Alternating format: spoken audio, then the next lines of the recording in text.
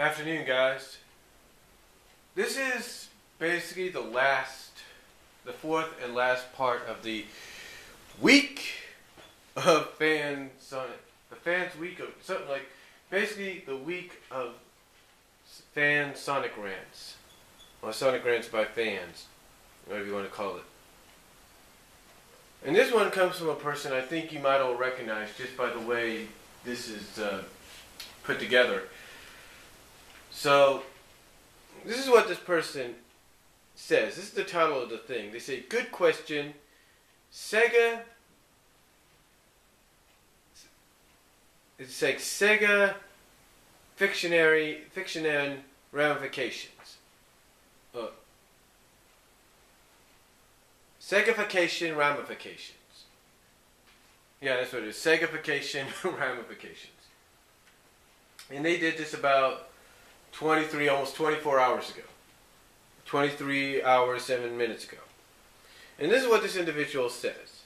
And I quote, "This is something I've been pondering for the last couple of days. As we're all aware, the iconic SATM cast were obviously forced to become completely Segified, looking exactly like the bland game cast counterparts in every regard.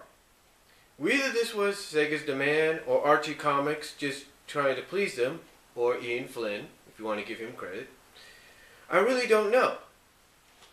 But what I do know, though, is as much as I hate the fact that this happened to them, there is something I've been pondering that makes me wonder if this is only the beginning. So my question to you is this: do you believe it'll happen soon, or even right away, that Sally and the others will not only look like the game cast, but even start acting like them too? And I mean bland, boring, and just generic. Or worse yet, do you think there is a chance they could be phased out altogether over a period of time?" My answer to both of these is a resounding yes. Why? Because it becomes more painfully clear to me who is now the favorites of the series. Sega Sonic. Granted, they've always been the favorites in a sense since they are the game characters, but how much more they're now favored is almost dumbfounding. Let's do a little recap, shall we? Sally, Bunny, and Antoine were violently shoved out of the way, just so Tails and Amy would shine with Sonic in their place. No matter how Flynn spins this as quote-unquote crafting a story, that is, capitalized, exactly what happened, in my opinion, or my honest opinion. It was just way too obvious after they were all removed from the picture. The game cast started winning, and winning big, might I add. Yes, I know Sega's mandates say they cannot be hurt, but still, I'm not naive. I know when a writer is forcing the issue. Anyway, back on the main topic. Whether they were shoved out of the way because it was Flynn's story, Sega demanding they had to get redesigned, and this was his way of doing it, the point still stands. The main comic cast heroes are no longer respected or appreciated by Archie Comics. Because if they were, the mandated redesign would have been quick and painless. And let's not also forget, Flynn even insulted their existence, calling them niche and outdated, which I admit he shouldn't have done. Yeah, nice way to say you want to keep them around, Flynn. Anyway, to sum up my thoughts in a sentence, I truly believe it won't be long before the main comic heroes are completely shoved into the background. And it'll be done just so the game cast will shine in their place, this time permanently. Ian could say all he wants of wanting to keep them around. But Sega has the final word about what goes on and what doesn't. For those who think I'm crazy for thinking this, here's something for you to think about. I was told that Sega almost pulled the license for Archie to make the Sonic comic. So if that is indeed the case, I'm almost positive the only way they were allowed to keep it is if they made the comic did exactly as Sega, or be exactly as Sega said, or do exactly as Sega said. And what better way for them to do that than to make capitalized their cast shine and get most of the spotlight. If I'm mistaken about this, then I'll gladly admit it when proven. But for now, I don't believe I will be. Only time will tell. Anyway, that's all I have to say about this. If you agree or disagree with the assessment, feel free to leave a comment and share your thoughts. But do it respectfully. I will not tolerate being insulted in the least for sharing my opinion here. And again, this obviously is a fan that you probably could tell by the typing. You may know who it is. Now, as far as my response to this, let me just say I can understand where they're coming from. I can understand that they're not too sure of exactly how the characters are going to be treated afterwards. But this is the way I look at it, though. I've always looked at this in a sense because it's so obvious at times when it happens.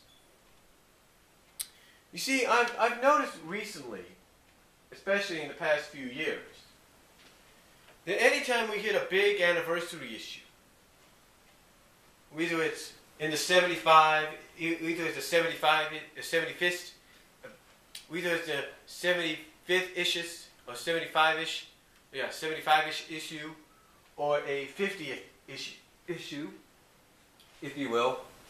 I've noticed that when we hit the 75-ish or 50th issues in the comic lately, that it always has to focus around the main game cast getting the spotlight, as this person said. But you have to understand, whether we like that or not, or whether anyone agrees with that or not, you got to look at it like this. A 100th issue, 100 issues is a big thing. 225 is a big thing as well. But pretty much since the dawn of time, anytime you've hit 75, anytime a comic book, well, not the dawn of time, but ever since the dawn of comic books, I should say, the dawn of comic books, anytime you have a big event happening, or something going on that's going to lead into an anniversary issue, the 50th issue and 75th issue of whatever number it is, always is the bigger draw, is the big deal, is the one that outshines them all. So basically, like I said, 200 is a big deal, the 100, every 100 issues is a big deal, every 25 issues after that's a big deal, but when you start hitting the 50 issues, the 50th issue and the 75th issue out of that number, that's the even bigger deals, because everybody always looks at the number 50 and 75 as big deals, and not just in comics, but in all of media. Why do you think every time a movie celebrates a certain anniversary, it's mostly celebrated with the 5-ish, or the 50-ish, or the 75-ish? Why do you think that?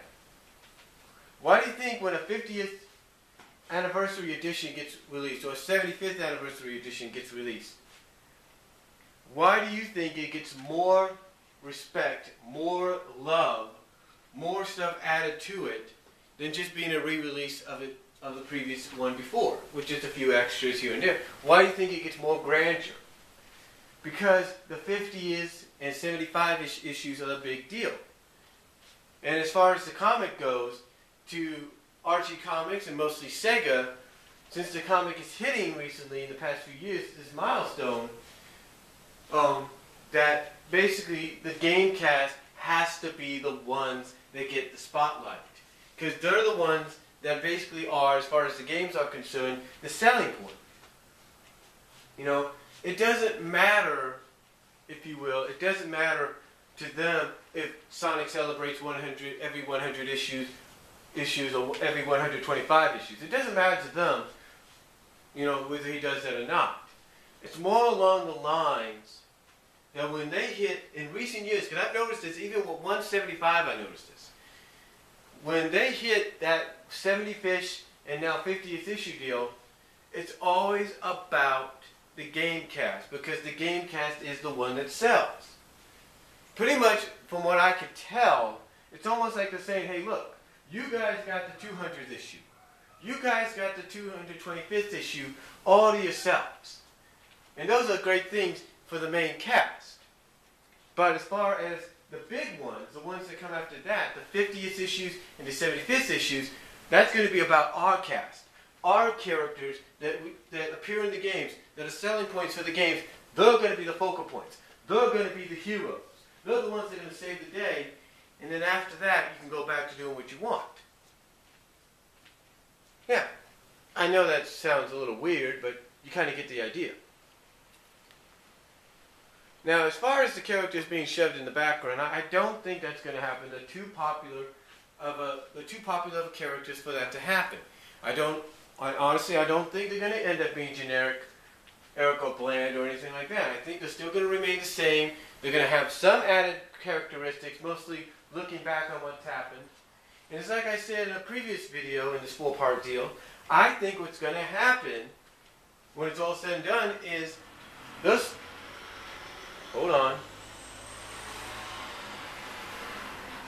UPS truck going by. But what I believe is going to happen is they're going to end up, and I said this before, they're going to still end up doing the whole let's plan, let's do our missions kind of deal. Let's stop Eggman wherever he's at so, he doesn't conquer kind of deal. But what I think is going to happen, and I firmly believe it, is they're going to have the characters still do the old school Saturday AM, go on missions, go save villages, all that kind of stuff, but have them adopt the Sonic personality. So in other words, you could have someone like a Sally and a Bunny and an Antoine go like, yeah, it's a big deal. Have Eggman throw stuff at them, kind of beat it, and then just have them have an attitude like, is that the best you could do, Eggman? Come on. Oops, oops, come on, is that more? It's like, come on, is that the best you could do? Kind of have them adopt a little bit of a Sonic attitude to where they're like, oh, is that the best you could do? Oh, come on! I've seen better. Kind of get what I'm saying, right?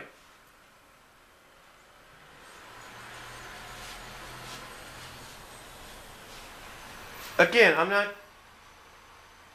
trying to say, and again, the reason I say this is because I don't believe the game cast is, I don't believe the game cast is going to be the prominent ones. This is all being done for the 20th anniversary of the comic. That's why it's being done. The 20th anniversary. Now, whether it'll go over or not with the fans is totally up to how everybody receives them. And, come on. You think for one instant that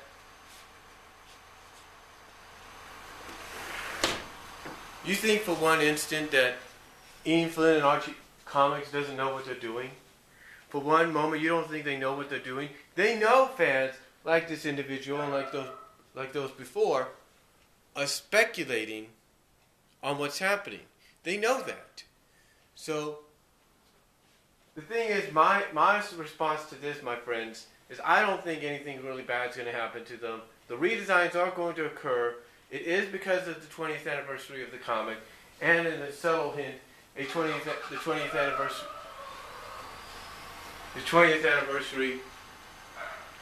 of the sorry about that. The 20th anniversary of the of Sat AM.